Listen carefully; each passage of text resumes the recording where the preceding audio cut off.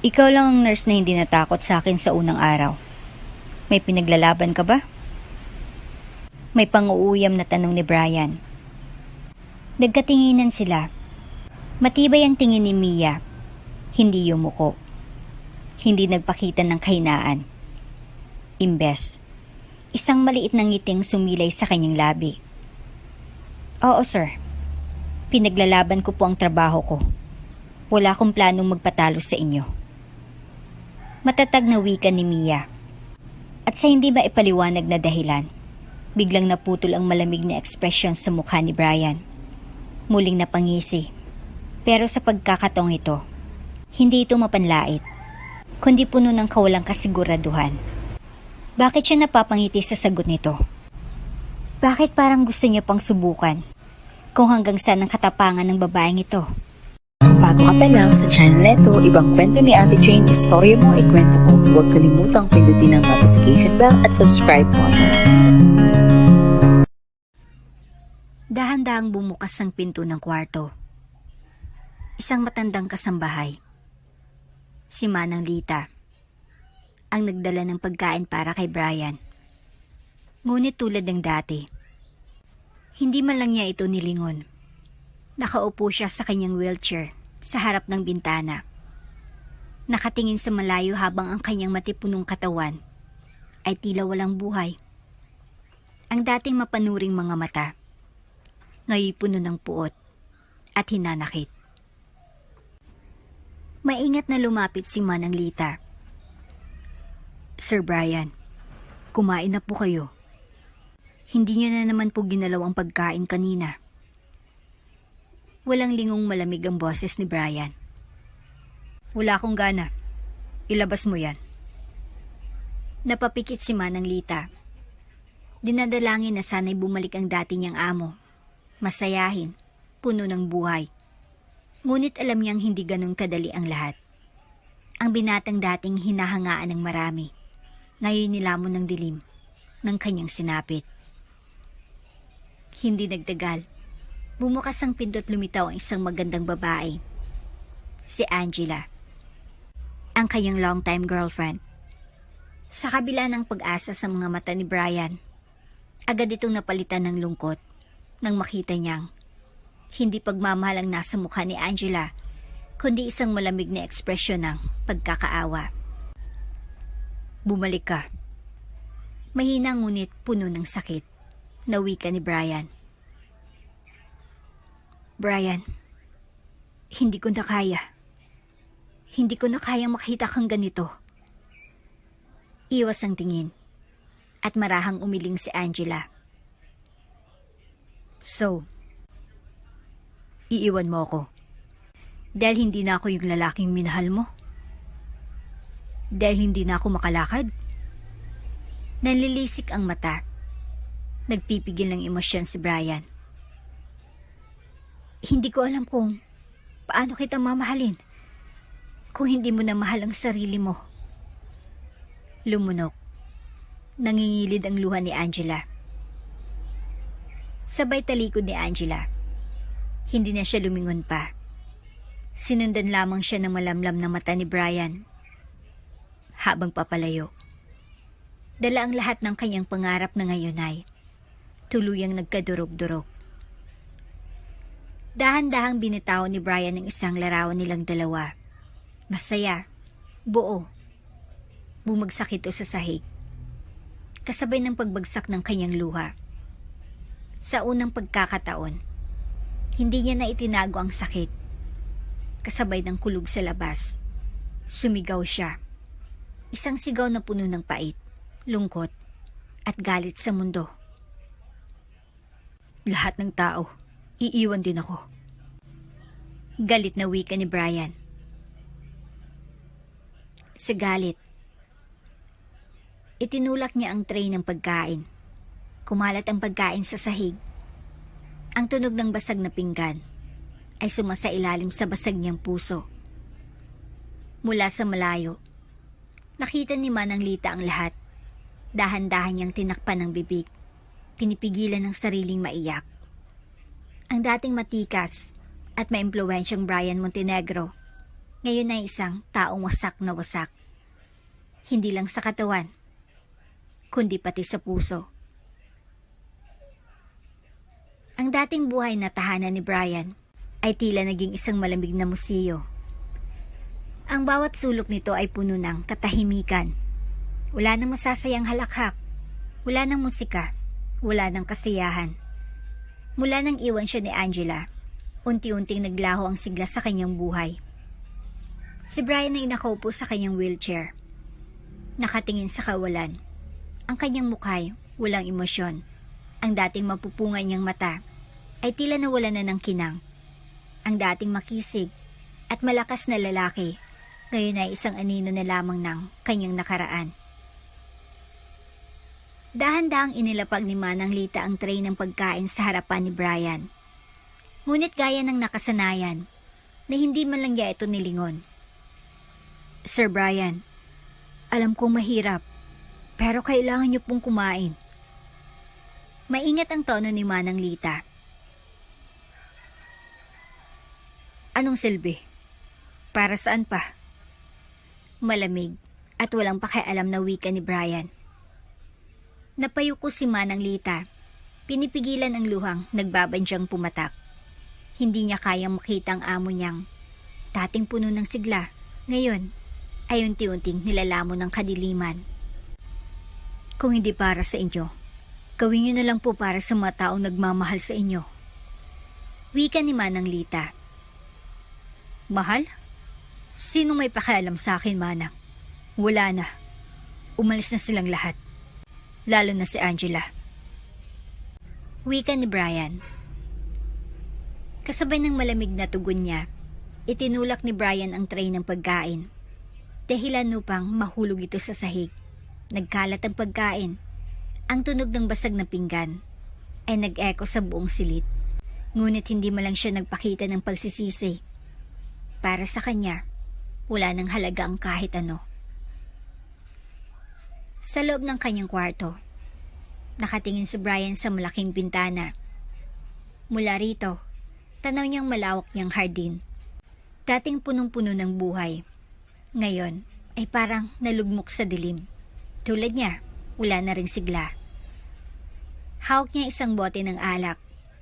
Ngunit sa totoo lang, wala siyang pakialam kung nakakatulong ito o hindi. Wala na siyang pakialam sa kahit ano. May isang lumang larawan sa kanyang tabi. Isang litrato nila ni Angela. Masaya at magkasama. Dahan-dahan niya itong hinaplos bago marahang isinandal ang ulo sa wheelchair. Napapikit siya. Ngunit hindi para magpahinga. Ang bawat pikit niya ay puno ng sakit, ng alaala, ng panghinayang. Kung ganito lang din ang buhay, sana hindi na lang ako nagising. Mahina, puno ng hinanakit na wika ni Brian. At sa gabing iyon, sa unang pagkakataon, hinayaan niyang tuluyang lamunin siya ng kadiliman. Hindi niya namalayang tuluyan na siyang nakatulog. Hindi dahil sa pagod, kundi dahil sa labis na pagkawasak ng kanyang puso at kaluluwa. Nasa loob ng isang eleganteng opisina ang mga magulang ni Brian, sina Don Roberto at Doña Estrella Montenegro. Ang dating matapang at respetadong negosyante, ngayon ay halatang pagod at puno ng pag-aalala. Ang kanyang asawa naman, na isang beses nang nalugmok sa sakit ng kanilang anak, ay hindi na muling nagpakita ng kahinaan. Pero ngayon, hindi niya na kayang itago ang lungkot sa kanyang mga mata. Hindi na pwedeng magpatuloy ito, Stella. Kung hayaan natin si Brian sa ganyang estado, baka tuluyan na siyang mawala ng pag-asa. Malalim ang buntong hiningang wika ni Don Roberto. Habang si Doña Estrella ay nangingilid ang luha.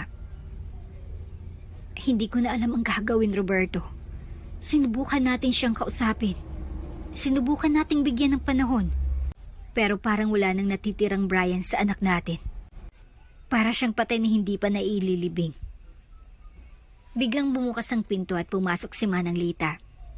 Bakas ang pagod at lungkot sa kanyang mukha. Don Roberto, Doña Estela, paumanhin po pero hindi ko na po kayang alagaan si Sir Brian. Mahina ang tinig na wika ni Manang Lita. Halos mapatid ang hininga ni Doña Estela sa narinig. Si Manang Lita, na mula sa pagkabata ni Brian ay nasa tabi nito, ay sumusuko na rin. Lita, naiintindihan ko kung nahihirapan ka na, pero puno ng pag-alala na wika ni Doña Estela. Umiwas ng tingin, nangingilid ang luha na wika ni Manang Lita. Mahal ko sa Sir Brian. Kinalakhan ko siyang parang anak. Pero kahit anong gawin ko, hindi niya ako pinapakinggan. Hindi siya kumakain ng maayos. Hindi siya natutulog. Hindi ko na po alam ang gagawin. Patawad. Napayo ko si Don Roberto. Alam niyang may punto si Manang Lita. Hindi nila pwedeng hayaan ganito si Brian habang buhay. Kailangan niya ng professional na nurse. Isang taong may tiyaga at hindi agad susuko. Isang taong makakatulog sa kanya para bumangon muli. Matigas ngunit puno ng malasakit na wika ni Don Roberto. Sandali nagkatinginan ng mag-asawa bago marahang tumango si Doña Estela. Wala silang ibang pagpipilian, kundi kumuha ng taong kayang alagaan si Brian. Kahit palabis nilang alam na hindi ito magiging madali. Nakatayo si Mia sa harap ng marangyang gate ng Montenegro Mansion. Mahigpit ang hawak sa kanyang bag. Ramdam niyang mabilis na pagtibok ng kanyang puso. Hindi dahil sa takot, kundi sa bigat ng responsibilidad na dala niya. Alam niyang hindi lang ito basta trabaho. Alam niyang ang taong aalagaan niya ay isang lalaking wasak at mahirap pagkatiwalaan ng isang pusong durog na. Dahan-dahan siyang lumunok bago pinindot ang doorbell. Ding dong. Ilang sandali lang. Bumukas ang malaking gate at bumungad sa kanyang isang matandang babae. Si Manang Lita. Kita niyang pagod at lungkot sa mata nito. Na para bang ang mundong ginagalawan nito ay matagal nang puno ng hirap. Ikaw ba si Mia Santiago? Mahina ngunit magiliw na tanong ni Manang Lita. Opo, ako pong bagong private nurse ni Sir Brian. Wika ni Mia, pilit na ngumiti. Napatingin ng bahagya si Manang Lita, ngunit may bahid ng awa sa kanyang mga mata. Alam niyang hindi magiging madali ang trabahong ito para kay Mia. Halika iya, ipapakilala kita sa kanya. Wika ni Manang Lita. Nang pumasok si Mia sa loob ng mansyon, hindi niya naiwasang mapahanga. Mamahalin ang bawat sulok, malinis at elegante. Ngunit sa kabila ng karangyaan, may bumalot na matinding lungkot sa kanyang dibdib. Tahimik, parang walang buhay. Parang isang bahay na matagal nang hindi nadampian ng saya. Dahan-dahang itinulak ni Manang Lita ang pinto ng isang madilim na silid. Mula sa maliit na liwanag na nanggagaling sa bintana, may isang lalaking nakaupo sa wheelchair. Walang kibo, nakatingin sa kawalan. Ang kanyang matipunong katawan ay tila nanghihina. At ang kanyang dating matatalas na mata ay punong-puno ng sakit at lamig. Si Brian Montenegro. Nang humakbang si Mia papasok ng silid, bigla siyang natigilan. Parang may kung anong dumaloy sa kanyang katawan. Hindi niya maipaliwanag kung bakit. Ngunit sa sandaling masilayan niya si Brian, tila biglang huminto ang kanyang mundo. Para siyang hinihila ng isang di maipaliwanag na pwersa. Isang damdaming hindi niya maintindihan. Ang lalaking nasa harap niya ay sira, wasak, at puno ng hinanakit. Ngunit sa hindi niya maipaliwanag na dahilan, May kung anong kirot sa kanyang dibdib. Samantalang si Brian, unti-unting ibinaling ang kanyang tingin kay Mia. Isang malamig na tingin, puno ng kawalang interes.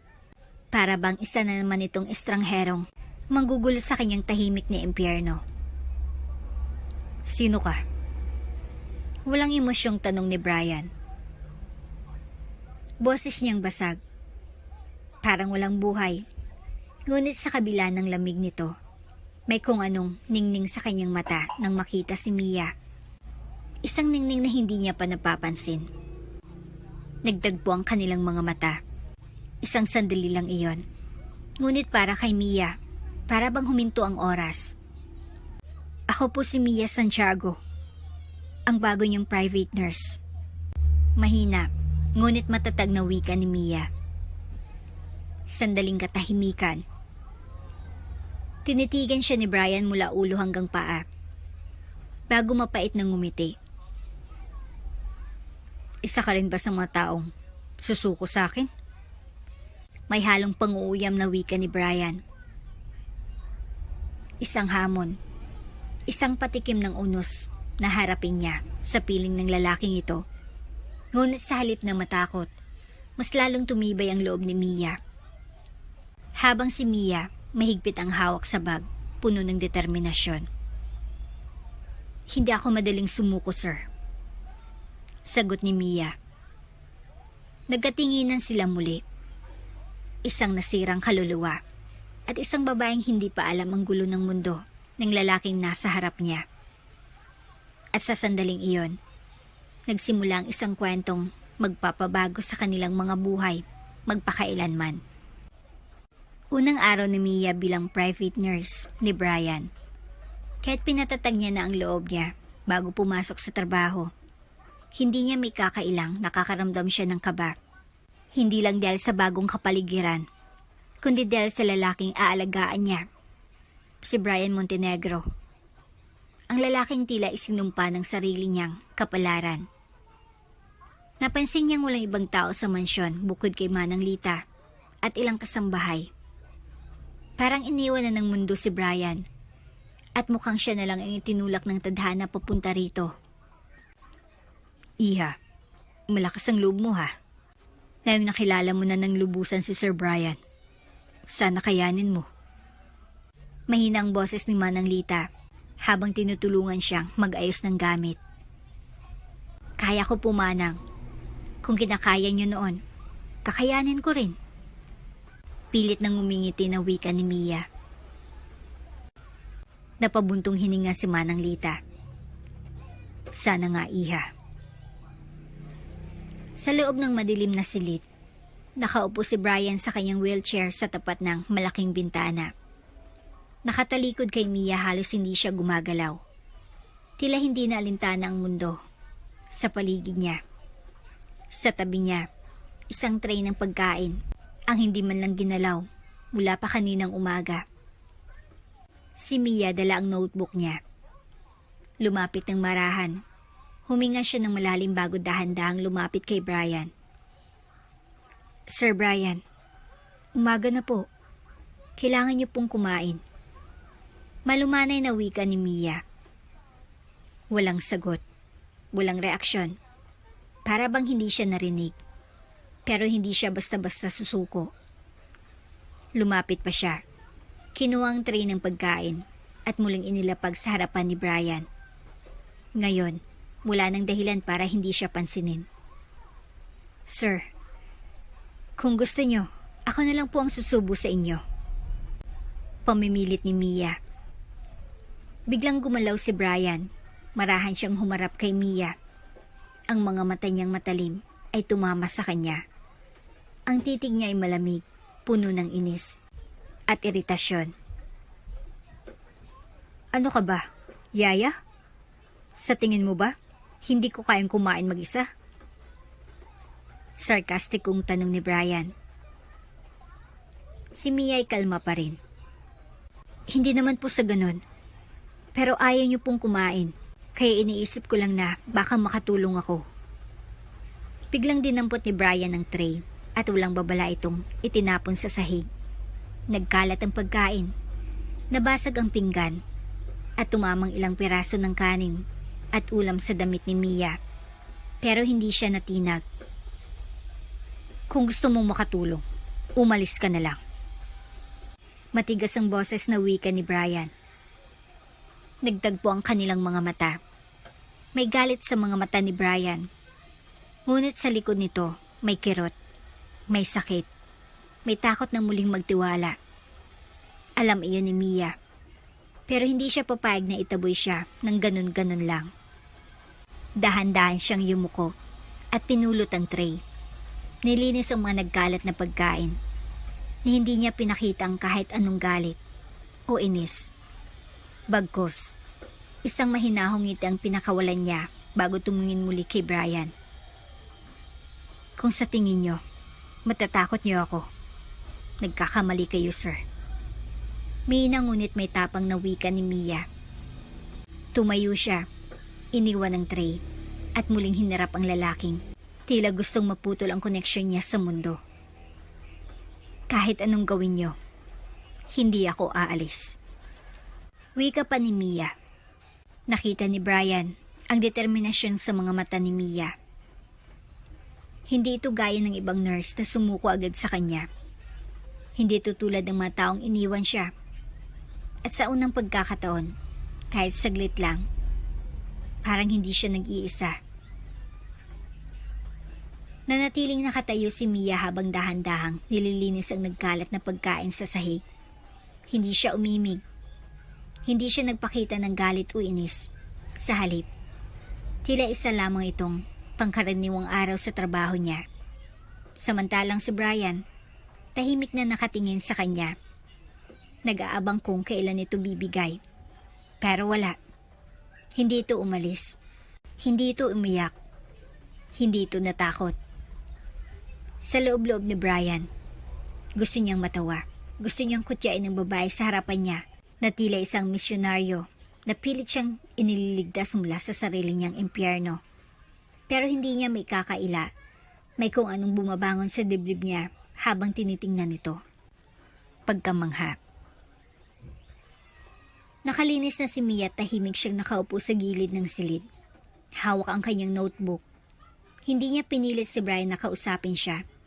Hindi niya sinubukang ipilit ang sarili niya sa kanya. Pero nandun lang siya, sapat na upang iparamdam kay Brian na kahit anong gawin niya, hindi siya aalis. Biglang bumukas ang pinto. Si Manang Lita, may dalang bagong tray ng pagkain. Bago pa ito makalapit, agad na nagsalita si Brian. Alis. Malamig na wika ni Brian. Napahinto si Manang Lita. Lumingon kay Mia na parang nagtatanong kung anong dapat gawin. Pero bago pa ito makaalis, biglang lumapit si Mia at kinuha ang tray mula kay Manang Lita. Mabilis siyang bumalik sa harapan ni Brian at inilipag iyon sa mesa sa tabi nito.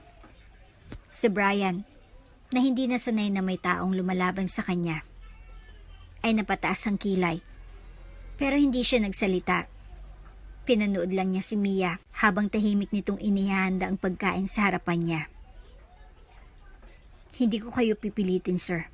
Pero ilalagay ko lang ito rito. Kung sakaling magbagong isip niyo. Mahinahon na wika ni Mia. Napangisi si Brian.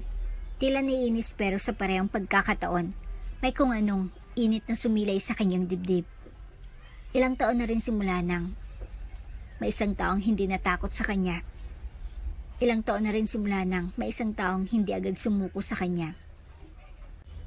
Ikaw lang nurse na hindi natakot sa akin sa unang araw. May pinaglalaban ka ba? May panguuyam na tanong ni Brian. Nagkatinginan sila. Matibay ang tingin ni Mia. Hindi yumuko. Hindi nagpakita ng kahinaan. Imbes, isang maliit na ngiti ang sumilay sa kanyang labi. Oo, sir. Pinaglalaban ko po ang trabaho ko. Wala akong planong magpatalo sa inyo. Matatag na sagot ni Mia. At sa hindi maipaliwanag na dahilan, biglang naputol ang malamig na ekspresyon sa mukha ni Brian. Muling napangisi. Pero sa pagkakataong ito, hindi ito mapanlait. kundi puno ng kawalang kasiguraduhan. Bakit siya napapangiti sa sagot nito? Bakit parang gusto niyang subukan pa kung hanggang saan ang katapangan ng babaeng ito? At bakit sa unang pagkakataon, sa kabila ng lahat ng sakit at galit na pinipilit niyang ipamuhay, may kung anong init ang bumalik sa puso niya? Nagising si Mia nang may kakaibang pakiramdam sa kanyang dibdib. Hindi niya maintindihan kung bakit parang mas maganang pakiramdam niya ngayon. Parang may kung anong saya na hindi niya maipaliwanag. At nang maalala niya ang nangyari kagabi, ang munting ngiti ni Brian habang natutulog, biglang bumilis ang tibok ng kanyang puso. Napailing siya at mabilis na sinaway ang sarili. Mia, ano ba? Isang ngiti lang yun. Huwag kang magpakabaliw. Mahina na kinakausap ni Mia ang sarili. Ngunit kahit anong gawin niyang pangaralan ng sarili, hindi niya may kakaila na may kakaibang epekto iyan sa kanya. Para kasing, sa unang pagkakataon, nakita niyang may natitira pang liwanag sa madilim na mundo ni Brian. Nakaupo si Brian sa kanyang wheelchair. Nakatingin lang sa tray ng pagkain sa harapan niya. Tahimik ang buong silid habang si Mia naman ay nasa tabi niya, nagmamasid. Kadalasan, hindi niya talaga pinapansin ang pagkain. Pero ngayon, tila may kung anong bumabagabag sa kanya. At ang nakakagulat, hindi ito galit o inis, kundi isang kakaibang pakiramdam na hindi niya maipaliwanag. Parang may kung anong bumabagabag sa loob niya. Nang hindi siya gumalaw, lumapit si Mia. Hinanda ang sarili para sa isa na namang pagsubok. Sir, kung ayaw niyo pong kumain, pwede ko pong initin ulit mamaya. Kalma na wika ni Mia. Dahil nakaton ang pansin niya sa pagkain, hindi niya agad napansin na si Brian ay nakatitig sa kanya. Napansin niya ito nang magsalita ang binata. Malamig ngunit may halong curiosity ang tono. Bakit parang ang saya mo? Tanong ni Brian. Napatigil si Mia. Para bang nabuking siya. Agad niyang itinagong nararamdaman. Pero hindi niya napigilan ang bahagyang pag-iwas ng tingin. Ayaw niyang amining may kinalaman si Brian doon. Wala naman po. Nagkukunwaring walang epekto na wika ni Mia. Ngunit hindi siya tinantanan ni Brian. Mas lalo pa itong napaisip habang pinagmamasdan siya. Ang nurse na ito, na dapat ay naiinis na sa kanya dahil sa pagiging malamig at suplado niya. Bakit parang mas nagiging masaya pa ito habang tumatagal? Nagtagpo ang kanilang mga mata. At doon napansin ni Mia ang kakaibang titig ni Brian. Hindi lang ito puno ng galit o lungkot. Para bang may halong curiosity. Parang gusto nitong alamin kung anong iniisip niya. Para takasan ng sitwasyon, kinuha ni Mia ang isang kutsara ng pagkain at inilahad ito kay Brian. Sir, gusto niyo pong subukan? Hindi ko po kayo pipilitin pero sayang naman kung hindi niyo titikman. Nag-aalok, pilit na binabagong usapan. Nawika ni Mia. Sa halip na sumagot, hindi tinanggal ni Brian ang titig niya kay Mia. Sa loob-loob niya.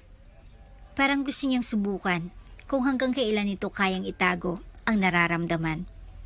Parang gusto niyang makita kung paano nito itatanggi ang epekto niya rito.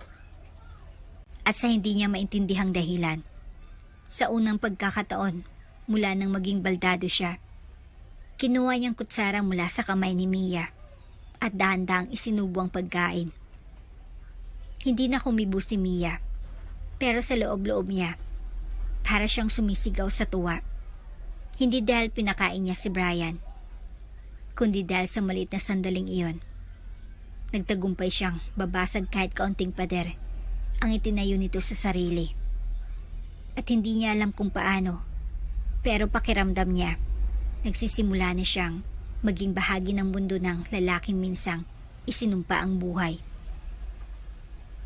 Mula sa veranda ng mansyon, tahimik na pinagmamasdan ng mga magulang ni Brian. Ang kanilang anak na ngayon ay nasa hardin. Nakaupo sa kanyang wheelchair Habang kausap si Mia, isang eksenang ilang taon nilang inasa makita muli. Si Brian na hindi lang basta nakakulong sa kanyang kwarto. Hindi na lang puro galit ang nasa kanyang mukha. May kakaibang sigla sa kanyang mga mata, isang bagay na nawala simula ng mangyaring aksidente.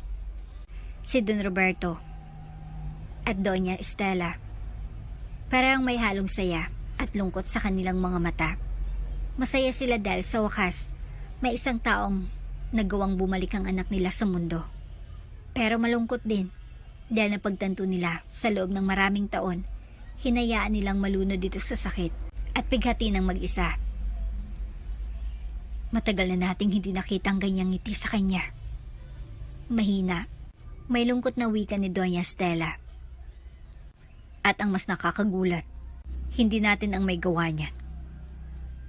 Wika naman ni Don Roberto. Lumingon ang matanda kay Mia. Nakasalukuyang tumatawa habang kinukulit si Brian. Sa kabila ng pagiging suplado at pabalang ng binata. Hindi maikakaila na hindi ito katulad ng dati. Hindi na ito ganun kalamig. Hindi na ito ganun kawalang pakialam sa mundo. Sir, hindi niyo na po ako sinisigawan ngayon ah. Namimiss ko tuloy yung pagiging terror niyo. Pabirong wika ni Mia na nakaakbay sa likod ng wheelchair ni Brian. Napatingin sa kanya si Brian. Tinaasan ng kilay ngunit hindi na ito tulad ng dati na punong-puno ng inis. Sa halip, may bahagyang pagngisi sa kanyang labi. Huwag kang masyadong assuming. Baka sinasakyan lang kita. Matigas pa rin pero may bahagyang biro na wika ni Brian. Natawa si Mia sa sagot nito, pero hindi niya pinalampas ang pagkakataong biroin ito pabalik. Sige nga, subukan mong sigawan ulit ako. Pabirong pagtataray ni Mia. Tahimik si Brian. Alam niyang isang beses lang niyang gawin iyon. Sigurado may masasabi ni naman si Mia. Natatamaan siya. Sa halip na sumagot, tumingin siya sa malayo at nagpakawala ng buntong hininga.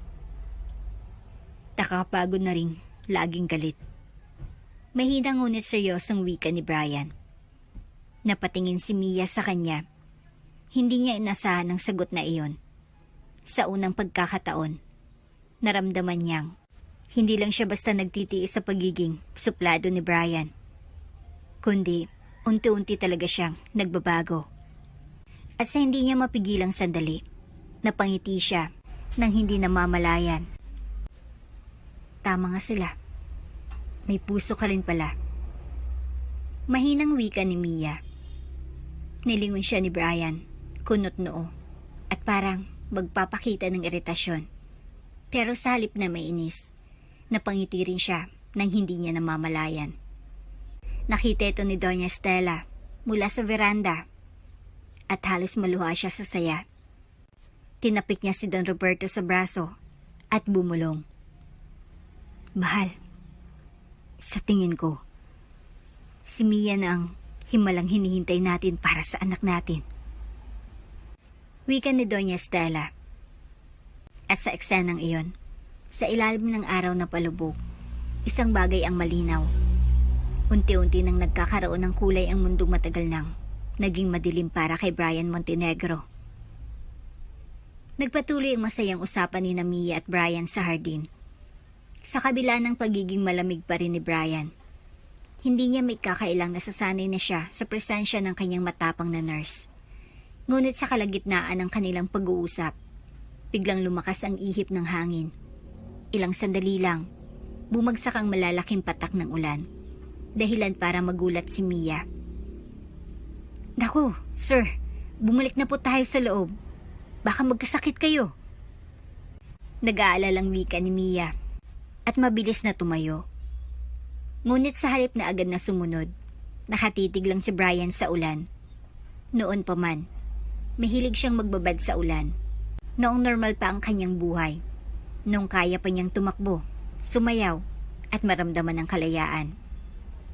Habang si Mia ay nagmamadaling ilabas ang payong mula sa kanyang bag. Napansin niyang hindi gumagalaw si Brian. Nakatitig lang ito sa langit. Parang may malalim na iniisip. May sakit sa mga mata nito. Isang bagay na hindi niya madalas makita. Lungkot. Hindi niya alam kung bakit. Pero parang biglang bumigat ang puso niya nang makita ito. Sir? Mahinang wika ni Mia at nag-aalalang lumapit. Dahan-dahan siyang yumuko sa harapan ni Brian. Itinapat ang payong upang hindi mabasa ang binata. Ngunit hindi siya makatiis na hindi tanungin ito. May naalala po ba kayo? Malumanay na wika ni Mia. Napatigil si Brian. Sa unang pagkakataon, hindi niya agad nasagot si Mia. Sa halip, bahagya siyang ngumiti. Pero hindi ito tulad ng mga ngiting nakasanayan niya. Ito ay puno ng pait at pangungulila. Dati, kapag umuulan, tumatakbo ako. Sumisigaw, parang bata. Mahinang wika ni Brian. Ngunit si Mia sa kanyang sinabi. Hindi niya akalaing may ganong side si Brian noon. Sa paningin niya, laging seryoso, laging galit sa mundo. Ngunit ngayon, unti-unti niyang nakikita ang lalaking nasa likod ng matigas nitong panlabas. Pwede niyo pa rin namang maramdaman ang ulan, sir, kahit na hindi kayo tumatakbo. Mahina ngunit may ngiti na wika ni Mia. Bago pa siya makapag-isip, marahang itinulak ni Mia ang wheelchair ni Brian panlabas sa ilalim ng ulan. Dahilan para mabasa sila pareho. Napakurap si Brian, hindi makapaniwala sa ginagawa ni Mia. Ano? Mia, baka magkasakit ka niyan. Gulat na wika ni Brian. Natawa si Mia habang nakataas ang kanyang muka sa langit. Hinahayaang bumagsak ang ulan sa kanyang balat. Di sabay na tayo, sir. Masayang wika ni Mia. Napatingin si Brian sa kanya. Sa loob ng maraming taon, ngayon lang may nagdala sa kanya sa ulan nang hindi siya tinanong kung kaya niya. Hindi siya trinato bilang isang may kapansanan. Sa halip, trinato siyang isang normal na tao. Isang taong may karapatang maranasan ang simpleng kaligayahan sa mundo. At sa hindi niya namamalayang pagkakataon, isang bagay ang bumalot sa kanyang puso. Hindi niya alam kung ano iyon, pero isa lang ang sigurado siya. Ayaw niyang mawala si Mia sa tabi niya. Nasa kwarto na si Brian, nakabalot sa makapal na kumot habang si Mia ay abala sa pagpapatuyo ng kanyang buhok. Hindi niya akalaing gagawin niya ang ginawa niya kanina. Hindi niya rin alam kung anong pumasok sa isip niya para dalhin si Brian sa ulan. Pero sa kabila ng lahat, hindi niya iyon pinagsisihan. Napansin niyang nakatitig sa kanya si Brian mula sa kanyang kama. Hindi niya maipaliwanag, pero parang may kakaibang lambing sa titig nito. Hindi na ito tulad ng dati. Walang galit, walang inis. Parang unti-unti nang lumalambot ang binatang minsang isinumpa ang mundo. Nagulat si Mia. Hindi madalas tawagin ni Brian ang kanyang pangalan nang walang kasamang inis o sarcasm. Opo, sir. Wika ni Mia. Tumitig lang si Brian sa kanya. Parang may gustong sabihin pero hindi alam paano sisimulan. Ilang segundo ng katahimikan bago siya muling nagsalita. Salamat. Mahinang wika ni Brian. Hindi na nakasagot si Mia. Nakatayo siya sa kinatatayuan niya. Hindi makapaniwala sa narinig. Sa unang pagkakataon, si Brian Montenegro, ang lalaking halos walang pakialam sa kahit sino, ay nagpasalamat sa kanya. At doon niya naramdaman ng isang bagay na matagal niya nang tinatanggihan. Mahalaga na siya kay Brian. Nakaupo si Brian sa harap ng malaking bintana ng kanyang kwarto. Tahimik na pinagmamasdan ng kalangitan. Maliwanag ang buwan at may kakaibang katahimikan sa buong mansyon. Ngunit sa loob niya, isang bagyong hindi niya maipaliwanag ang umiikot. Si Mia, ang babaeng minsan niyang pinandidirihan sa kanyang buhay. Ang babaeng minsang iniisip niya, isa lamang sa mga dagdag sa listahan ng mga aalis at iiwan siya balang araw. Pero ngayon, iba na ang lahat. Si Mia ang dahilan kung bakit unti-unting bumabalik ang sigla niya. Si Mia ang dahilan kung bakit muli niyang nararamdaman na may halaga pa siya. Si Mia ang bumago sa kanya. At iyon ang kinakatatakutan niya. Nagpakawala siya ng buntong hininga at ipinikit ang mga mata. Hindi dapat ganito. Hindi dapat siya nakakaramdam ng ganito. Dahil paano kung umasa lang siya? Paano kung tulad ng dati? Iiwan din siya ni Mia. Hindi, Brian. Hindi ka dapat. Mahinang kausap ni Brian ang sarili. Naputol ang kanyang iniisip nang biglang bumukas ang pinto. Paglingon niya, nakita niyang pumasok si Mia. Bitbit ang kanyang gamot at tubig. Sir, gabi na po. Huwag kayong magpuyat. Baka sumamang pakiramdam niyo bukas. Wika ni Mia. Napangiti siya habang lumalapit si Mia sa kanya. Nakasanayan niya na ang pagiging maalaga nito. At sa totoo lang, hindi na niya alam kung paano siya mamumuhay kung bigla itong mawala. Mas concerned ka pa yata sa akin kaysa sa sarili mo. May halong birong wika ni Brian. Natawa si Mia at inabot sa kanyang gamot. Kasi naman sir, kung hindi ako mag-aalala, sino pa? Nakangiting wika ni Mia. Napatigil si Brian sa sinabi ni Mia. Isang simpleng linya pero tumama ito ng diretso sa kanyang puso. Kung hindi ako mag-aalala, sino pa? May bahagyang kaba sa kanyang dibdib. Paano kung may ibig sabihin ng mga salitang iyon? Paano kung si Mia na talagang taong mananatili sa kanya? Pero bago pa niya maprosesong lahat, mabilis niyang itinago ang nararamdaman. Pinilit niyang ngumiti at ibaling ang tingin sa bintana. Mia, wika ni Brian. Napatigil si Mia, naghintay sa kanyang sasabihin. Alam mo naman na, hindi ako madaling tao. Hindi ba? Mahina ngunit, seryosong wika ni Brian. Naghibit balikat si Mia, ngumiti. Alam ko po, pero hindi ibig sabihin nun, hindi na kayo pwedeng maging mabuting tao. Sagot naman ni Mia. Napatingin si Brian sa kanya. Kay Mia, tila ba wala siyang kasalanan sa mundo? Tila ba hindi siya isang taong itinakwil ng lipunan? Sa mga mata nito, isa siyang taong may halaga. At iyon ang bagay na kinatatakutan niya. Dahil paano kung hindi niya mapigilan ang nararamdaman niya? Paano kung mahalin niya si Mia at iwan din siya nito sa huli? Mas pinili niyang ilihis ang usapan. Hindi niya kayang aminin ng totoo. Hindi niya kayang aminin na unti-unti na siyang nahulog kay Mia. At kaya, sa halip na sundan ang bugso ng kanyang damdamin, napangiti na lang siya ng pilit. Matulog ka na. Baka bukas, maaga mo na namang istorbohin ang tahimik kong umaga. Wika ni Brian. Napaawang ang bibig ni Mia. Hindi makapaniwala na bigla na namang nagbago ang mood ni Brian. Aba, ang bait-bait mo kanina tapos ngayon. Shh! Natawa si Mia bago siya lumabas ng kwarto. Pero hindi niya napansin ang totoo. Habang papalayo siya, tahimik lang na nakatingin sa kanya si Brian. Sinusubukang pigilan ang damdaming alam niyang hindi niya na kayang ilaban. At sa gabing iyon, isang bagay ang napatunayan ni Brian. Hindi lang niya gusto si Mia. Takot siya dahil alam niyang mahal niya na ito. Nakaupo si Brian sa veranda. Tahimik na iniinom ang kanyang kape. Habang pinagmamasdan si Mia na abala sa pag-aayos ng kanyang mga gamit. Ilang araw nang napapansin ni Brian ang pagiging aligaga ni Mia. At ngayon, napagtanto niyang may dahilan pala ito. Sir, magpapaalam po muna ako. Kailangan ko pong umuwi ng ilang araw. May importante lang po akong aasikasuhin sa amin. Paalam ni Mia kay Brian. Napatigil si Brian mula sa pag-inom ng kanyang kape. Ibinaba niyang tasa sa mesa at tumingin kay Mia.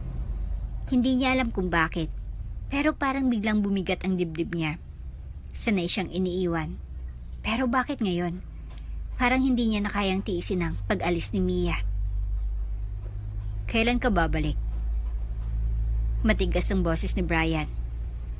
Nagulat si Mia sa tanong. Hindi naman ito dating nagtatanong kung anong ginagawa niya o kung saan siya pupunta. Pero ngayon, Iba ng tono ng boses nito. Parang may halong lungkot at pag-aalala. Baka 3 araw lang po, sir. Mabilis lang po to, promise. Sagot ni Mia. Nakagat ni Brian ang kanyang labi. 3 araw. 3 araw na walang Mia sa tabi niya. 3 araw na tahimik ulit ang bahay. 3 araw na parang babalik siya sa dati niyang buhay. Sinubukan niyang huwag ipakita ang nararamdaman. Hindi siya pwedeng magpahalata. Kaya sa halip na ipakita ang lungkot, inilabas niya ang pamilyar na maskara ng pagiging malamig. Gawin mo kung anong gusto mo. Hindi naman kita pipigilan. Walang emosyong wika ni Brian. Nakaramdam ng inis si Mia. Kahapon lang, parang ang lambing ng ugali ni Brian. Pero ngayon, heto na naman siya. Biglang naging matigas ang puso. Sir, parang hindi naman kayo natutuwa na aalis ako. Napasimangot si Mia. Hindi sumagot si Brian. Napabuntong hininga si Mia at lumapit sa kanya. Inilagay niya ang kanyang kamay sa balikat ng binata at bahagyang yumuko upang tingnan ito sa mata. Babalik ako, sir. Hindi ako mawawala ng tuluyan. Mahinang wika ni Mia. Napalunok si Brian. Hindi siya makatingin ng diretso kay Mia. Kaya itinuon niya ang tingin sa mesa. Ang init ng palad ni Mia sa kanyang balikat. At sa hindi niya maipaliwanag na dahilan, parang gusto niyang pigilan itong umalis. Pero hindi siya pwedeng maging marupok. Hindi siya pwedeng umasa na hindi siya iiwan. Huwag mong sabihin yan kung hindi mo kayang panindigan. Mahina na bulong ni Brian. Nagulat si Mia sa sinabi ni Brian. May lungkot sa boses nito. Isang lungkot na hindi nito kayang itago. Marahan niyang pinisil ang balikat ng binata na parang sinasabing totoo ang kanyang pangako. Pangako, sir, hindi kita iiwan. Nakangiting wika ni Mia. Nakatayo si Brian sa may pinto ng mansyon habang pinagmamasdan si Mia na sumasakay sa isang taxi. Hindi niya alam kung bakit ang bigat ng pakiramdam niya. Hindi naman aalis si Mia ng tuluyan, hindi ba? Pero bakit parang may takot sa puso niya? Nang tuluyang umandar ang taxi palayo, napahawak si Brian sa kanyang dibdib. Doon niya lang napagtanto ang isang bagay na hindi niya gustong aminin, kahit kanino. Mia. Siya lang ang dahilan kung bakit muli siyang nabuhay. At ngayong wala ito. Muntik bumalik ang pakiramdam ng pagiging mag-isa. At iyon ang bagay na pinakaayon niyang maramdaman. Ano ba tong ginagawa mo sa akin, Mia? Mahina. Bulong ni Brian sa sarili. Habang unti-unting naglalaho ang sasakyang sinasakyan ni Mia sa kanyang paningin, isang bagay ang napatunayan ni Brian. Mas mahalaga na si Mia kaysa sa kanya sa inaakala niya. Mabigat ang bawat araw para kay Brian mula nung umalis si Mia. Sa kabila ng kanyang pagsubok na baliwalain ito, hindi niya may kakaila na hinahanap-hanap niya ang boses nito, ang presensya nito, at ang init ng pag-aalagang tanging si Mia lang ang nakapagbigay sa kanya. Nakaupo siya ngayon sa kanyang wheelchair sa veranda, tulad ng nakasanayan. Ngunit sa araw na ito, may kakaibang nararamdaman si Brian. Parang may nagbago sa kanyang katawan. Napalunok siya. Ilang taon na rin mula nang sabihin sa kanya ng kanyang mga doktor na baka hindi na siya muling makakalakad. Tinanggap niya na iyon. Sinubukan niya ang kanyang sarili. Pero ngayon, parang may lakas na bumabalik sa kanyang mga binti. Nag-aalangan man, marahan niyang idinampi ang kanyang mga paa sa sahig. Naramdaman niyang lamig ng marmol. Isang pakiramdam na matagal nang nawala sa kanya. Pumikit siya at huminga ng malalim. Kaya ko to. Mahinang bulog ni Brian sa sarili. Marahan niyang inilagay ang kanyang mga kamay sa armrest ng wheelchair. Unti-unting itinulak ang kanyang sarili pataas. Nanginginig ang kanyang mga binti. Parang may pumipigil sa kanya, pero hindi siya bumitaw. Pinilit niyang itayo ang sarili. Pinilit niyang lumaban. At sa isang iglap, isang milagrong nangyari. Tumayo siya. Napakalakas ng kanyang tibok ng puso. Hindi siya makapaniwala. Hindi niya namalayang tumulo ang luha sa kanyang mga mata, habang unti-unting tinanggal ang pagkakahawak sa wheelchair. Nakakatayo na ako. Halos bulong na wika ni Brian. Sinubukan niyang humakbang. 1, 2, 3. Napahagulhol siya sa tuwa. Hindi niya akalaing muling darating ang sandaling ito. Hindi niya akalaing bibigyan pa siya ng pagkakataon ng Diyos na muling gamitin ang kanyang sariling mga paa. Nakakalakad na ako! Malakas, may halong saya at pagluha na wika ni Brian. Nagmamadaling pumasok ang kanyang ina. Si Mrs. Montenegro mula sa loob ng mansyon matapos marinig ang sigaw ng kanyang anak. Nang makita niyang nakatayo si Brian sa harapan ng wheelchair nito, halos hindi siya makahinga sa sobrang pagkabigla. Brian, anak, hindi ako makapaniwala. Mangiyak-ngiyak na wika ni Mrs. Montenegro. Nilapitan niya ito at mahigpit na niyakap. Ang dating akala nilang imposibleng mangyari, isang himala na ngayong nasa harapan nila. Napaluhod si Mrs. Montenegro sa sahig habang patuloy ang kanyang pag-iyak sa tuwa. Ma, kaya ko na ulit. Nakangiti habang pinapahiran ang luha ng wika ni Brian. Nakahiga si Brian sa kanyang kama, nakatingin sa kasami, habang mahigpit na nakakuyom ang kanyang kamao. Kanina lang, puno ng saya ang kanyang puso nang madiskubre niyang muli siyang nakakalakad. Isang bagay na minsan niyang pinangarap pero halos sinukuan niya na.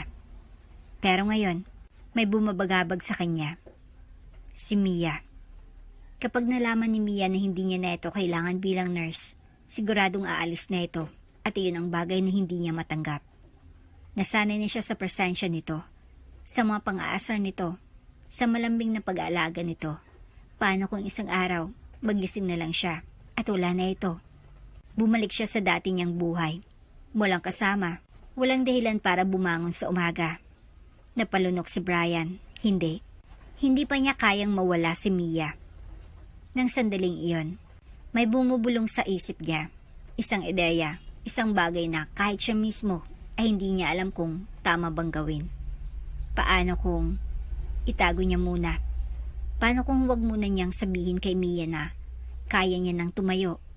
Paano kung gamitin niya ang panahong ito para mas makasama pa siya? Pero tama ba ito? Tumayo siya mula sa kama at lumapit sa bintana. Pinagmamasdan niya ang buwan. Parang naghahanap ng kasagutan. Gaano katagal pa kita pwedeng itago sa buhay ko, Mia? Mahinang wika ni Brian sa sarili. Napatakip siya sa kanyang mukha, ramdam ang bigat ng kanyang puso. Mahal niya na ito, mahal na mahal. Pero hindi niya alam kung paano aaminin. At hindi niya rin alam kung paano harapin ang sakit ng posibilidad na baka dumating ang araw na mawala ito sa kanya. At kaya, sa gabing iyon, gumawa siya ng isang desisyon. Hindi pa niya sasabihin kay Mia ang tungkol sa kanyang paggaling. Hindi pa siya handang mawala ito. Hindi pa ngayon. Nakaupo si Brian sa harap ng kanyang mga magulang. Kasama si Aling Lita. Alam niyang hindi magiging madali ang pag-uusap na ito. Pero kailangan niyang sabihin ang kanyang hiling bago bumalik si Mia. Tumikim siya. Inipon ang lakas ng loob at tinitigan ng kanyang ina at ama na parehong tahimik na nakikinig. Ma, Pa, Aling Lita, may hilingin po sana ako sa inyo. Seryosong wika ni Brian.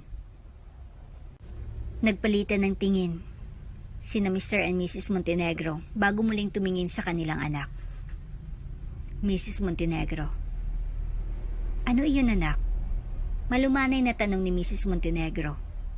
Napalunok si Brian. Alam niyang maaring hindi nila maintindihan ang rason niya, pero kailangan niyang subukan.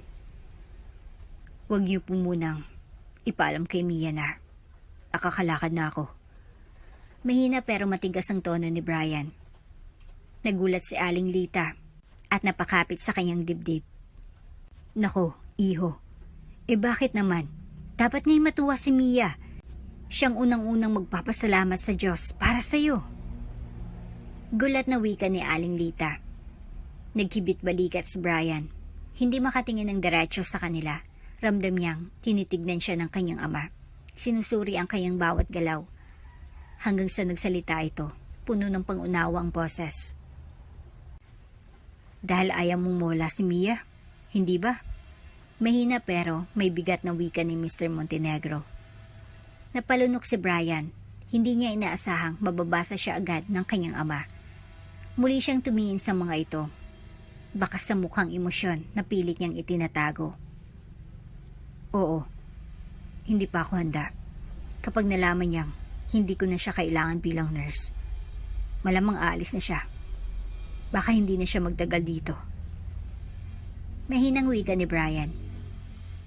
Tahimik ang lahat. Tanging ang mahinang tiktok ng orasan sa dingding ang naririnig. Ilang sandali pa, isang malalim na buntong hininga ang pinakawala ni Mrs. Montenegro bago siya tumango, puno ng pag-unawa sa kanyang anak.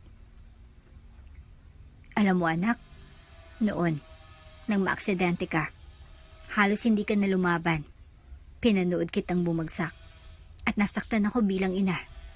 Pero ngayon nakikita kong lumalaban ka ulit at alam kong si Mia ang dahilan kung bakit bumalik ang sigla mo.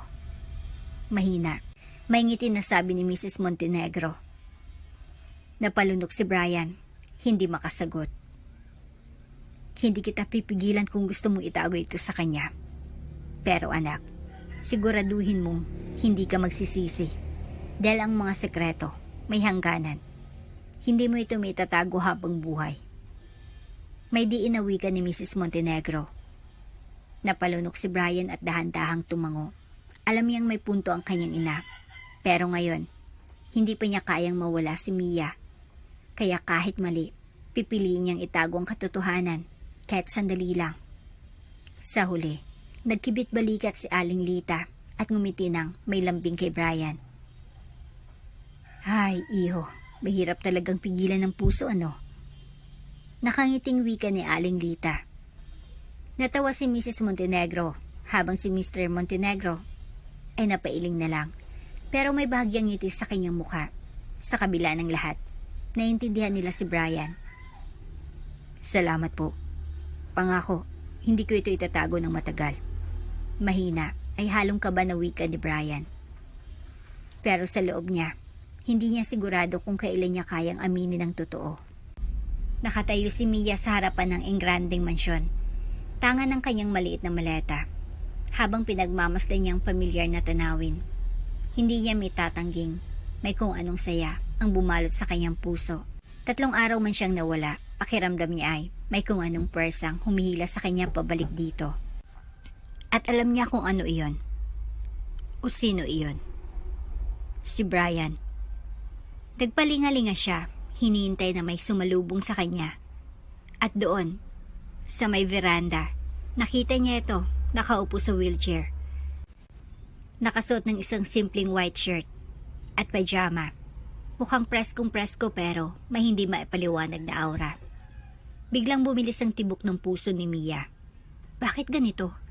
Bakit parang may excitement siyang nararamdaman? Bakit parang... Ang tagal mo. Malamig ang tono na wika ni Brian. Nagulat si Mia sa sinabi nito. Pero nang makita niyang may maliit na pilit ng ngiti sa labi ng binata, hindi niya napigilan ng mapangiti rin. Namiss mo ako, no? Nakangiting malawak na wika ni Maya. Nagtaas ng kilay si Brian. Pilit niyang iniiwas ang tingin. Pero sa loob niya, totoo ang sinabi ni Mia. Sobrang totoo. Pero hindi niya kayang aminin. Hindi ako sanay sa katahimikan sa bahay. Ang ingay mo kasi. Sagot ni Brian. Natawa si Mia. Alam niyang hindi ito ang totoong dahilan. Pero hindi niya na ito kinontra. Sa halip, lumapit siya kay Brian at bahagyang yumuko para titigan ito sa mata.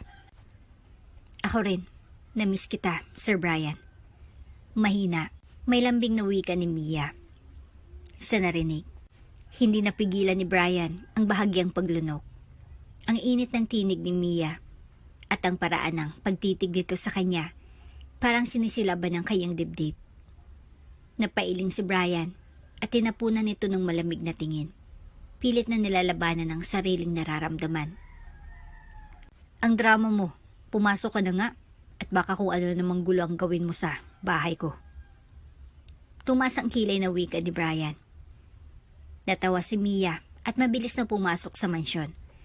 Hindi niya napansin ang malalim na buntong hiningang pinakawalan ni Brian matapos siyang makalayo. Nakatingin si Brian sa papalayong figura ni Mia. At sa loob-loob niya, alam niyang ito ng umpisa ng isang mas matinding laban. Hindi sa kanyang pisikal na kondisyon, kundi sa damdaming pilit niyang itinatago. Hindi mo alam, Mia. Ikaw ang totoong milagro sa buhay ko. Mahina. Bulong ni Brian sa sarili. Nagniningning ang mga bituin sa kalangitan at ang malamig na simoy ng hangin ay banayad na sumasayaw sa mga halaman ng hardin. Tahimik ang buong mansyon, maliban sa 2 taong magkasamang nakatayo sa gitna ng damuhan, si Brian at si Mia. Kanina pa tahimik si Brian, hindi mapakali. Panay ang himas sa kanyang batok. Alam niyang ito ang sandali. Hindi niya na kayang ipagpatuloy ang pagpapanggap. Hindi niya na kayang itago ang totoo niyang nararamdaman. Huminga siya ng malalim. Bago niya hinarap si Mia, nakasalukuyang nakatingala sa langit, tila namamangha sa ganda ng mga bituin. Mia. Mahina pero may bigat na wika ni Brian. Napatigil si Mia at lumingon sa kanya. Nagtatakang nakangiti. Bakit ang seryoso mo? Wika ni Mia. Hindi agad nakasagot si Brian. Tinitigan niya lang ito. Ang mga matang laging puno ng sigla. Ang mga labing laging nakangiti. At ang pusong walang sawang nag-alaga sa kanya kahit noong pinakamasama siyang tao. Hindi niya na kayang pigilan ang sarili. Bigla niyang hinawakan ang kamay ni Mia. Nagulat si Mia sa ginawa ni Brian. Ramdam niyang init ang palad nito na mahigpit na nakayakap sa kanya. At sa kauna-unahang pagkakataon, nakita niya sa mga mata ni Brian ang isang bagay na hindi niya nakikita noon. Isang matinding emosyon na tila bumabalot sa buong pagkatao nito. Mia, mahal kita. Mahina pero matindi ang damdamin na wika ni Brian.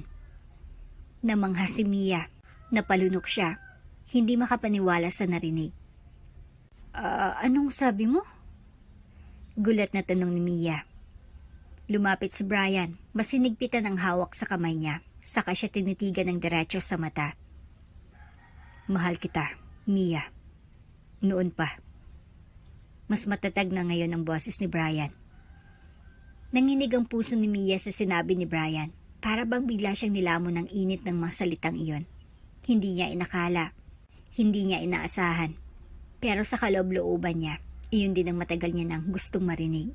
Pero bago pa siya makasagot, unti-unting tumayo si Brian mula sa kanyang wheelchair. Isang bagay na mas lalong nagpanganga kay Mia. Dahan-dahan siyang lumapit. Ngayon ay nakatayo na siya sa harapan nito. Hawak pa rin ang kanyang kamay. Brian, nakakalakad ka na? Mangyak-ngiyak na tanong ni Mia. Tumango si Brian, pero hindi pa niya binitawan ang kamay ni Mia. Ang halong gulat at saya sa mukha nito ay naging mas mahalaga sa kanya kaysa sa kahit anong bagay. Oo, Mia. Pero hindi ko agad sinabi. Naguluhan si Mia. Bakit? Bumuntong hininga si Brian bago ngumiti ng dahagya, puno ng lungkot at pagsisisi. Dahil natakot akong mawala ka. Sagot ni Brian. Natahimik si Mia. Hindi niya alam kung anong mararamdaman. Galit ba? Tuwa? O isang malalim na pag-unawa? Alam kong mali, pero hindi ko kayang mawala ka sa tabi ko. Bago ka dumating, matagal na akong nawala ng dahilan para mabuhay. Pero dumating ka at binago mong lahat. Ikaw ang rason kung bakit ako lumaban ulit, Mia. Dahan-dahan siyang lumuhod sa harapan ni Mia. Mahigpit pa ring hawak ang kamay nito. Patawarin mo ako kung itinago ko ito. Pero sana paniwalaan mong totoo ang nararamdaman ko. Mahal kita, Mia. At wala akong ibang nais kundi makasama ka. Tumulo ang luha ni Mia, hindi dahil sa galit, kundi dahil sa sobrang daming emosyon na sabay-sabay niyang nararamdaman. Hindi siya makapagsalita, gusto niyang magalit, pero paano? Kung ang taong nasa harapan niya ay ang mismong lalaking minahal niya na hindi niya namamalayan? At sa huli, Walang ibang salitang lumabas sa kanyang bibig kundi, "Mahal din kita, Brian."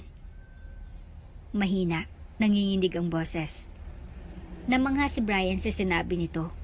Hindi siya makapaniwala. Pero nang makita niyang mga luha ni Mia na dahan-dahang bumagsak sa kanyang pisngi, kasabay ng isang matamis na ngiti, alam niyang hindi niya na kailangang pagdudahan pa. Sa ilalim ng buwan at sa mga bituin, sa gitna ng hardin, ay ang dalawang pusong matagal nang umiwas sa isa't isa, ngayon ay nagtagpo sa wakas. Isang hapon sa mansyon ni Brian, masaya silang magkasama ni Mia sa hardin, nagkukulitan habang tinutulungan siya mag-exercise. May ngiti sa labi ni Brian, isang bagay na bihirang makita noon. "Oh, kita mo? Mas gumagaling ka na. Konting tiyaga pa, Brian." Nakangiting wika ni Mia habang inaabot ang tubig sa kanya. "Hindi ko magagawa to kung wala ka, Mia." Nakangiti rin, pero may malalim na emosyon sa mata. Pagsasalita pa sana si Mia nang biglang bumukas ang gate. Isang pamilyar na tinig ang bumasag sa kanilang masasayang sandali. "Brian." Malamig ang boses, pero may lungkot at pagsisisi na wika ni Angel. Tahimik si Brian, parang biglang bumalik ang lahat ng sakit at pait ng nakaraan. Dahan-dahan siyang lumingon at doon niya nakita si Angel, ang babaeng minahal niya noon. Ang babaeng iniwan siya noong pinakakailangan niya ito. Sino siya? Nag-aalalang tumingin kay Brian, tapos kay Angel. Si Angel, ang ex ko. Mahina ang boses, tila hindi makapaniwala ang wika ni Brian. Nagtagpo ang kanilang mga mata. Si Brian, puno ng hinanakit. Si Angel, may pagsisising hindi maitatago. Lumapit si Angel kay Brian, dahan-dahang hinawakan ang kanyang kamay. Nanginginig ang katawan ni Mia sa kaba. Hindi niya alam kung anong dapat niyang gawin. "Brian, alam kong galit ka sa akin, pero bumalik ako para itama ang lahat." Namumuo ang luwas sa mga mata ni Angel. "Para itama?" "Angel, iniwan mo ako nung pinakamahirap na panahon sa buhay ko. Ngayon babalik ka?" Mapait na tumawa si Brian. At napailing. "Natakot ako, Brian. Natakot ako sa kung anong magiging buhay natin pagkatapos ng aksidente mo. Pero na-realize ko na kahit anong mangyari, ikaw pa rin ang mahal ko." Lumuluha na, desperadong humawak sa kamay ni Brian. Nanlumo si Mia sa narinig, pinipigilan niyang tumulo ang luha niya, pero hindi niya mapigilan ang sakit na unti-unting bumalot sa kanyang puso. Hindi niya alam kung may laban pa ba siya sa babaeng minsang minahal ni Brian nang higit sa lahat. Natahimik ang lahat. Isang desisyong babago sa buhay nilang tatlo ang kailangang gawin ni Brian. "Brian, wala na akong oras. May sakit din ako. Malala na." "Anong ibig mong sabihin?" Gulat at nag-aalalang lumingon kay Brian si Mia. "Angel, anong kalokohan to?" Nakakunot ang noo halatang naguguluhan at hindi agad makapagsalita si Brian. "Brian, totoo. Malala ng kondisyon ko at wala ng lunas." Tumingin siya kay Mia, tila may halong pagsisisi sa mata niya. "Kaya ako bumalik. Dahil gusto kong makapiling ka. Kahit sa huling sandali ng buhay ko." Maluhaluhang wika ni Mia kay Brian. "Mahal na mahal pa rin kita, Brian. Sobra akong nagsisisi sa mga ginawa ko noon." Nanghina ang loob, pero pinilit maging matatag ni Mia. At tinanong si Angel, "At anong gusto mong gawin ni Brian?" Lumapit si Angel kay Brian, hinawakan ang kamay nito, kahit nanginginig. "Brian, gusto kong makasama ka. Kahit sa huling pagkakataon, kahit hanggang dulo ng buhay ko." Nagtagpo ang kanilang mga mata. Si Angel, puno ng pagsisisi at desperasyon, at si Brian, tuluyang naguluhan sa sitwasyon. Alam niyang sinaktan siya ni Angel noon. Pero paano kung totoo ang sinasabi nito? Paano kung ito ng huling pagkakataon nilang magkasama? Si Mia ay sa isang sulok. Tahimik na lumuluha. Mahal niya si Brian, pero paano niya ito hadlangan kung itong huling hiling ng babaeng minsang minahal ng lalaking mahal niya? Ang boses ni Brian ay puno ng emosyon. Angel, hindi ko alam. Sa gabing iyon, hindi lang ulan ang bumagsak mula sa langit, kundi pati ang mabibigat na luha ng 3 pusong nasasaktan. Nakatayo si Mia sa veranda, nakatingin sa malayo habang pinipigilan ng luha. Alam niyang darating ang araw na ito, pero hindi niya akalaing ganito kasakit ang pagpaparaya. Dahan-dahang lumapit si Brian sa kanya. Kita sa mukha niyang pagod at kalituhan. Alam niyang may isang bagay na gustong sabihin si Mia, pero tila pinipigilan nito ang sarili. Mahinang boses ni Brian, puno ng pag-aalala. Mia, bakit parang ang lungkot mo? Hindi ako malungkot. Brian, masaya ako dahil nahanap mo muli ang sarili mo. Pilit nang ngumiti si Mia pero nangingilid ang luha sa mata. Napakunot noo si Brian, halatang may hindi magandang kutob. Anong ibig mong sabihin? Si Mia ay huminga ng malalim bago lumingon kay Brian. Pilit na pinipigil ang panginginig ng kanyang tinig. Alam kong mahal mo pa rin si Angel. At alam kong nasasaktan ka sa sitwasyon niya ngayon. Halatang naguguluhan si Brian, hinawakan ang kamay ni Mia. Mia, hindi ganun. Mabilis na umiling si Mia, umatras ng bahagya kay Brian. Hindi kita kailangang marinig na magpaliwanag, Brian. Naiintindihan ko. Pilit nang ngumiti si Mia kahit ramdam niyang unti-unting nadudurog ang puso niya. Pero Mia, paano ka? Paano tayo? Maigpit ang pagkakahawak ni Brian sa kamay ni Mia. Tila ayaw siyang pakawalan. Si Mia ay tumingin sa kanya ng diretso, habang patuloy na bumabagsak ang luha sa kanyang mga mata. Minsan, ang tunay na pagmamahal ay hindi lang tungkol sa pananatili, kundi sa pagpapalaya. Tahimik si Brian, kita sa mga mata niya ang sakit at pagkalito. Dahan-dahang hinila ni Mia ang kamay niya palayo kay Brian, isang huling tingin, isang huling ngiti, at saka siya tumalikod. Habang naglalakad siya palayo, ramdam niyang parang nadurog ang puso niya sa bawat hakbang. Pero kahit masakit, mas pinili niyang makita si Brian na masaya kaysa sa ipaglaban ng pag-ibig na hindi niya alam kung para talaga sa kanya. Samantala, naiiwan si Brian sa veranda, nakatulala, hawak ang dibdib na parang may nawawala sa kanya. At doon niya naunawaan, minahal siya ni Mia ng buo, pero mas pinili nitong palayain siya. Habang unti-unting lumalayo si Mia, bumagsak ang ulan. Tila sumasa ilalim sa luha niyang hindi niya na mapigilan. Isang gabi sa opisina ni Brian sa kanyang mansyon, nakatayo siya sa harap ng malaking bintana. Malamlam ang tingin sa malayo, habang hawak ang isang medical report. Nanginginig ang kanyang mga kamay. Hindi dahil sa takot, kundi dahil sa matinding galit at pagkadismaya. Pumasok ang kanyang tauhan na si Greg, ang pribadong investigador na kanyang inutusan upang alamin ang totoo tungkol kay Angel. Seryosong boses at marahang nagsalita si Greg. Sir, totoo ang hinala mo. Wala siyang sakit. Napalunok si Brian. Alam niya na. Pero iba pa rin ang sakit ng kumpirmasyon. Maras niyang binuksan ng folder at doon nakita ang medical records ni Angel. Lahat normal. Walang anumang malubhang kondisyon. Paano niyang nagawang magsinungaling? Mahinang ngunit puno ng puot na wika ni Brian.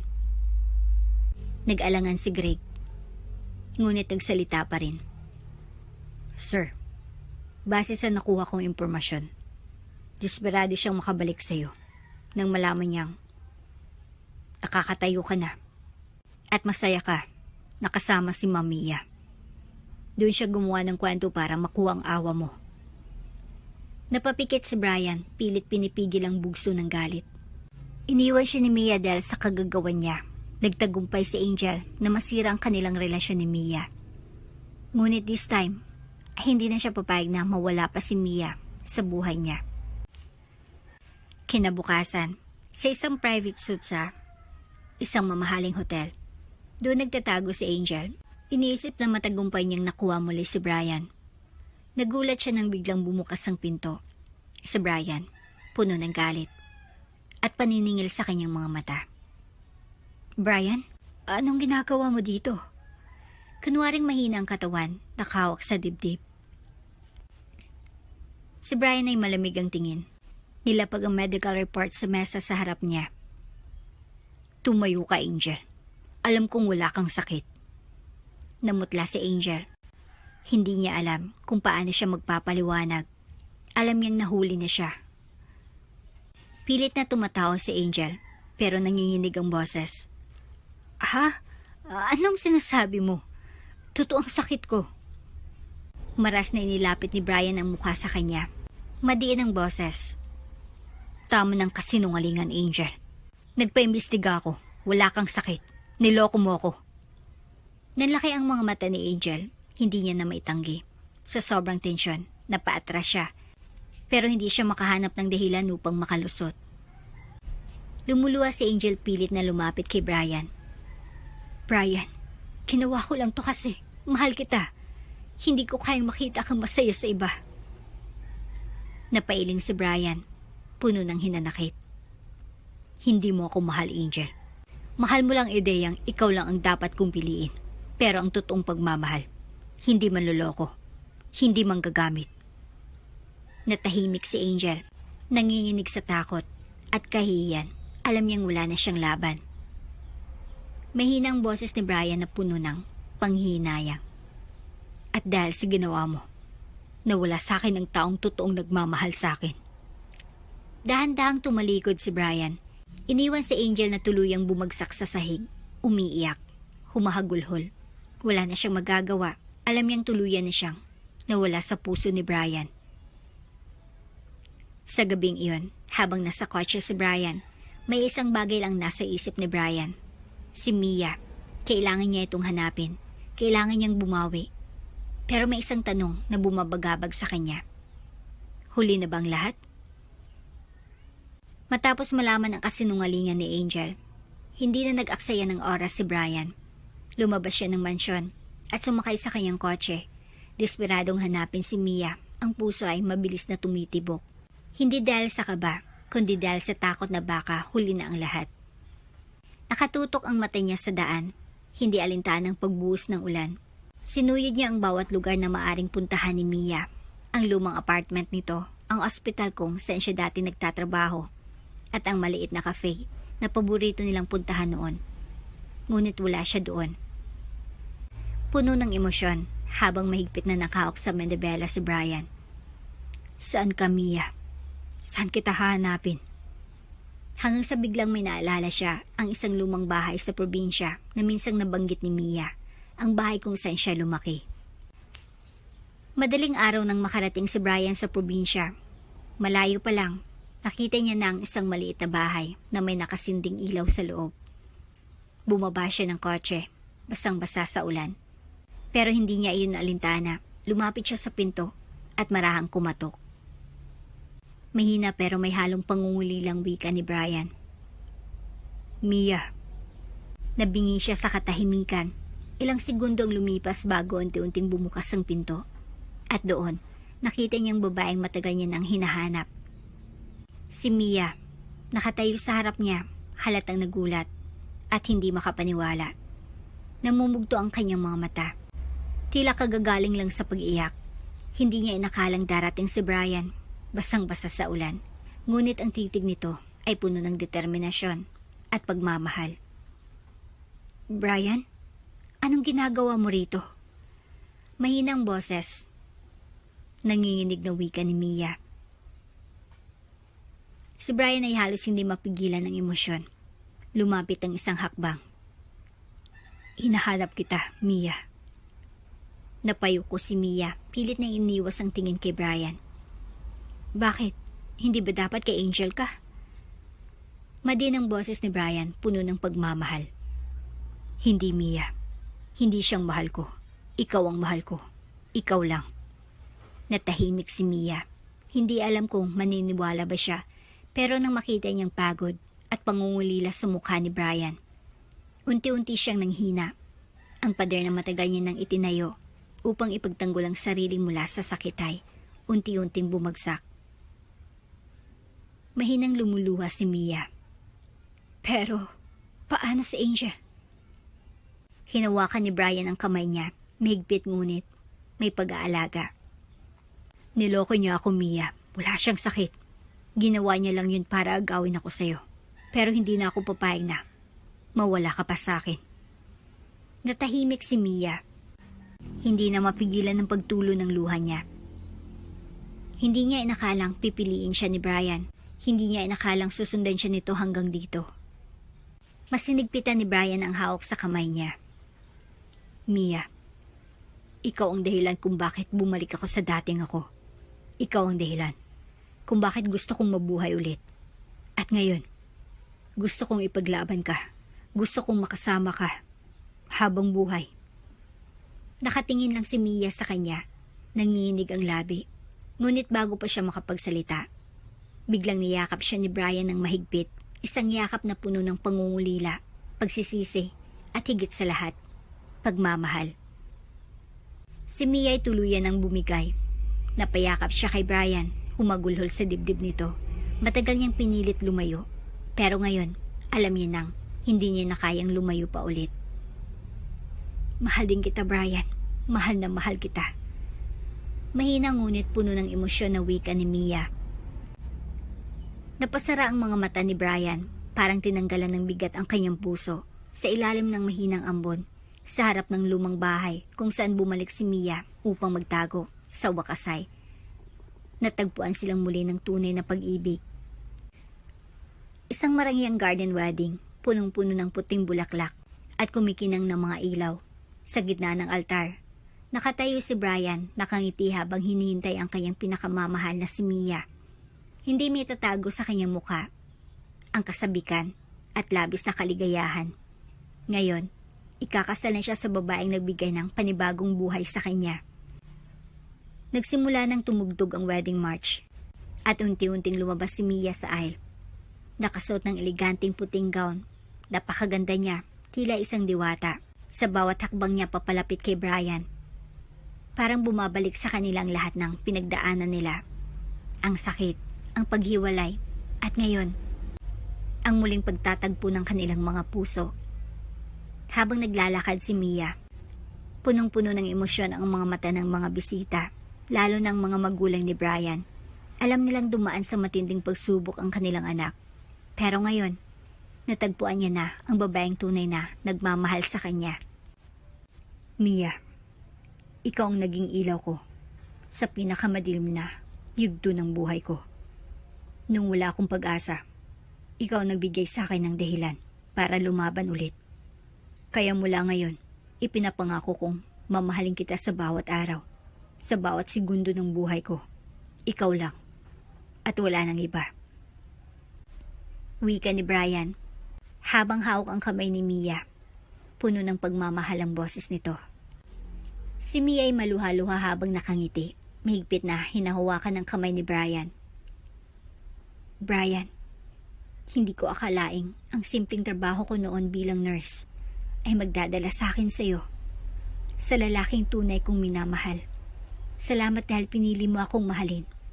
At ngayon, ipinapangako kong habang buhay kitang mamahalin at aalagaan. Nagpalakpakan ang lahat ng iproklama silang mag-asawa. Masayang-masaya ang mga magulang ni Brian, lalo nang makita nilang muling umiti ang kanilang anak.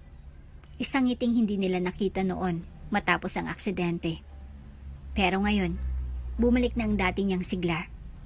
At lahat ng iyon ay dahil kay Mia.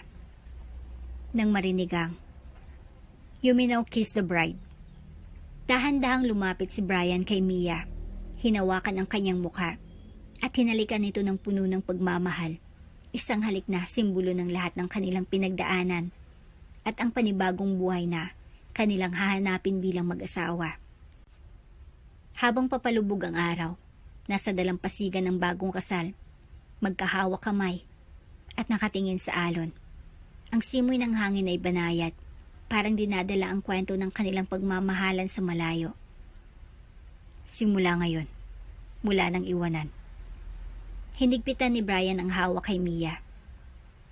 Ngumiti at tumingin sa kanya nang may pagmamahal si Mia. Wala nang iwanan. At sa pagyakap nila sa isa't isa, isang bagong kabanata ng kanilang buhay ang nagsimula. Isang buhay na puno ng pagmamahal, tiwala, at walang katapusang kaligayahan. At dito na nga po nagtatapos ang ating kwento. Hanggang sa muli,